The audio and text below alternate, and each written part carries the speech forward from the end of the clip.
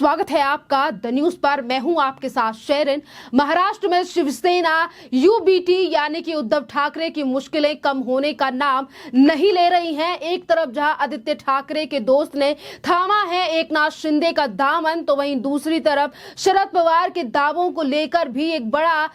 पलटवार किया गया है महाराष्ट्र के उप मुख्यमंत्री देवेंद्र फडणवीस की तरफ से, और कहा गया है कि मैं पत्ते भी फेंकूंगा और आधा सच जो शरद पवार ने बताया है उसके बाद सच्चाई भी बताऊंगा। आपके लिए बता दें कि उद्धव ठाकरे की मुश्किलें जिस तरीके से महाराष्ट्र में एक के बाद एक बढ़ रही है, मुख्यमंत्री एकनाथ शिंदे के नेतृत्व में हुई बगावत के बाद से ही उद्धव ठाकरे गुट के कई नेता पाला बदल चुके हैं और अब इस लिस्ट में जो है वो एक बड़ा नाम जुड़ चुका है, नया नाम जुड़ चुका है, और ये नाम कोई और नहीं बल्कि उद्धव ठाकरे के बेटे आदित्य ठाकरे के करीबी राहुल कन्नाल का है। जी हां, राहुल कन्नाल ने पार्टी छोड़ने का ऐलान कर दिया है और जिसके बाद अब वो आगामी 1 जुलाई को जो है वो एकनाथ शिंदे के साथ शामिल होने जा रहे हैं। यानी कि कल वो ऐलान यानी कि ऑफिशियली होंगे और आज भी उन्होंने मुलाकात करके इन चीजों पर जो है स्पष्टीकरण दे दिया है और जिस तरीके से उन्होंने एकनाथ शिंदे का दामन थाम लिया है। आपके लिए बता दें कि एक तरफ राहुल कन्नाल का एकनाथ शिंदे के साथ जाना और वहीं दूसरी तरफ शरद पवार का इस बात का कबूलना कि 2019 में उन्होंने बीजेपी से मुलाकात की थी सरकार बनाने के लिए। ये एक के बाद एक बड़ा झटका है उद्धव ठाकरे के लिए कि एक तरफ आदित्य ठाकरे के जो काफी ज्यादा करीबी हैं, दोस्त हैं, वो जा रहे हैं एकनाथ शिंदे के पास, एकनाथ शिंदे के गुट में शामिल हो चुके हैं, तो वहीं दूसरी तरफ एक निजी चैनल से बात करते हुए राहुल कन्नाल ने यह भी कहा है कि उद्धव ठाकरे अपनी पार्टी में कुछ चंद लोगों के इशारे पर चल रहे हैं। उन्होंने कहा कि कुछ लोगों की सलाह पर उद्धव ठाकरे फैसले लेते हैं और पार्टी में अन्य लोगों को जोड़े रखने की इच्छा नहीं है। उन्होंने कहा, मुझे पिछले साल आयकर की नोटिस आई थी जिसमें मुझे क्लीन चिट मिली है। उन्होंने कहा कि शनिवार 1 जुलाई को शाम 4 बजे के बाद मैं एकनाथ शिंदे के नेतृत्व वाली शिवसेना में शामिल हो जाऊंगा, जिसके बाद मीडिया से बात करूंगा। ये देख लीजिए आप कि जिस तरीके से राहुल कन्नाल भी आज लगातार निशाना साध रहे हैं, उनकी तरफ से भी कारण बताया गया है कि आखिरकार उन्होंने उद्धव ठाकरे का दामन क्यों छोड़ा। यानी कि लगभग 1 साल हो चुका है, जून के महीने में ही सरकार टूटी थी, यानी कि बगावत की थी एकनाथ शिंदे और एकनाथ शिंदे के साथ तमाम जो 40 से ज्यादा विधायक, सांसद और नेता थे, और अब 1 साल के बाद भी उद्धव ठाकरे के साथ जो उनका साथ छोड़ने वाले जो हैं वो एक एक करके जा ही रहे हैं 1 साल तक भी, और सभी के कारण बस यही है, जब एकनाथ शिंदे और उनकी तरफ से जो तमाम नेताओं ने पार्टी को छोड़ा था, उद्धव ठाकरे का दामन छोड़ा था, तब उस समय पर भी इन्हीं नेताओं की तरफ से ये ऐलान किया गया था और बातों को कहा गया था कि उद्धव ठाकरे कुछ लोगों के कहने पर ही जो है वो चल रहे थे। सरकार में काफी ज्यादा नेताओं को दिक्कत थी पर उस पर कभी ध्यान नहीं दिया गया, और आज राहुल कन्नाल ने भी उन्हीं चीजों का जिक्र किया है और कहा है कि उद्धव ठाकरे जो है वो चंद लोगों के कहने पर पार्टी को चला रहे हैं और लोगों को जोड़े रखना नहीं चाहते हैं, और इसीलिए राहुल कन्नाल जो है वो अलग हो चुके हैं अब उद्धव ठाकरे यानी कि उद्धव ठाकरे की पार्टी से। और ये बड़ा झटका एक तरफ उद्धव ठाकरे के लिए है, तो वहीं दूसरी तरफ ये बड़ा झटका उद्धव ठाकरे के बेटे आदित्य ठाकरे के लिए भी है, क्योंकि आदित्य ठाकरे के काफी ज्यादा करीबी और युवा सेना के नेता राहुल कन्नाल ने पेशे से जो है वो एक बिजनेसमैन है और 2024 के आखिर में होने वाले महाराष्ट्र विधानसभा चुनाव के लिए वो बांद्रा पश्चिम सीट से चुनावी मैदान में उतरने की तैयारी भी कर रहे हैं। पिछले साल सीबीआई ने कन्नाल के घर पर छापा मारा था, जिसको लेकर आज लगातार कुछ लोग जो हैं वो ये भी कह रहे हैं कि छापा मारा था तो इसीलिए डर की वजह से बीजेपी और एकनाथ शिंदे का दामन थामा है, पर उस पूरे मामले में राहुल कन्नाल को जो है वो पहले ही क्लीन चिट जो है वो मिल चुकी है और इसके बाद उन्होंने अब दामन थाम लिया है एकनाथ शिंदे का, जो कि एकनाथ शिंदे के लिए एक बढ़त है। जिस तरीके से लगातार कार्यकर्ताओं के साथ साथ नेता भी आज जो है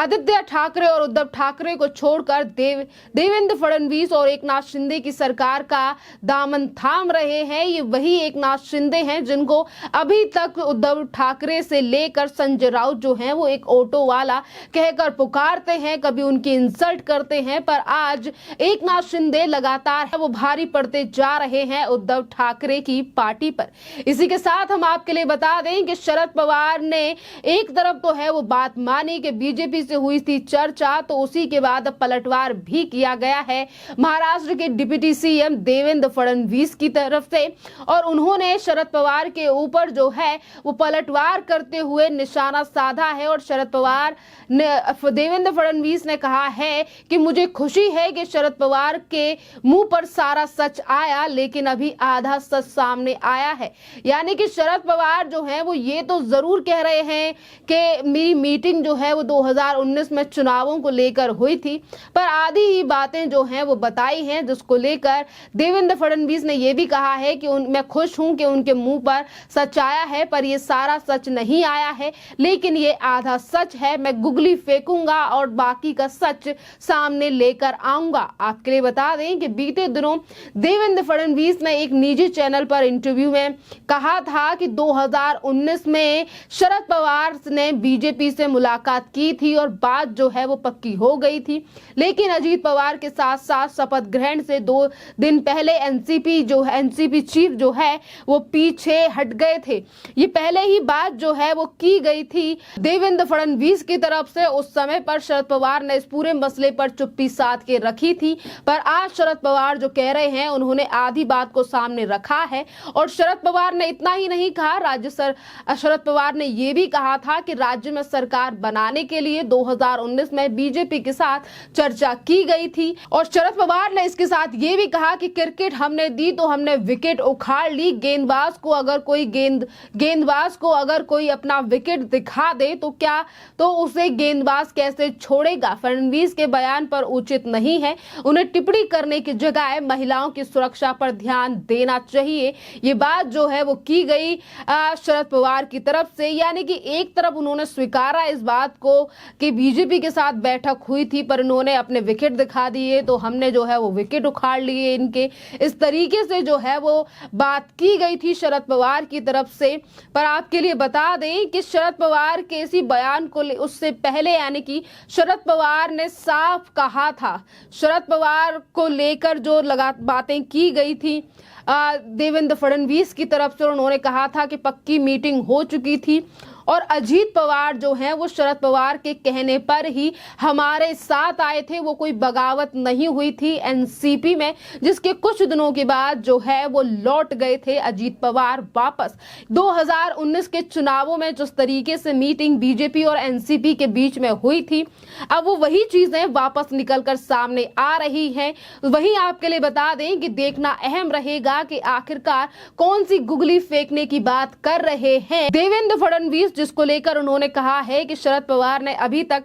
आधा सच ही बताया है और आधा सच जो है मैं आगे बताऊंगा। तो इस पर सभी की नजरें टिकी हुई हैं, क्योंकि महाराष्ट्र में जिस तरीके से सरकार चल रही है, एक के बाद एक परियोजना जो है वो सरकार की तरफ से लाई जा रही है, तो वहीं दूसरी तरफ शरद पवार और उद्धव ठाकरे की लगातार मुश्किलें बढ़ रही हैं। देखना अहम रहेगा कि एक तरफ 2024 के चुनाव, तो वहीं दूसरी तरफ आने वाले हैं 2025 में विधानसभा के भी महाराष्ट्र में चुनाव, और उससे पहले लगातार उद्धव ठाकरे को लग रहा है बड़ा झटका, एक के बाद एक नेता उनका दामन छोड़ रहा है। तो वहीं आने वाले बीएमसी, लोकसभा और विधानसभा चुनाव के लिए क्या तैयारी रहेगी महाराष्ट्र में एनसीपी, कांग्रेस और शिवसेना यानी कि उद्धव ठाकरे की, इस पर भी सबकी नजरें टिकी हुई हैं। खैर, इस पूरे मामले पर आपकी जो भी राय हो आप हमें कमेंट करके जरूर बताइए। धन्यवाद।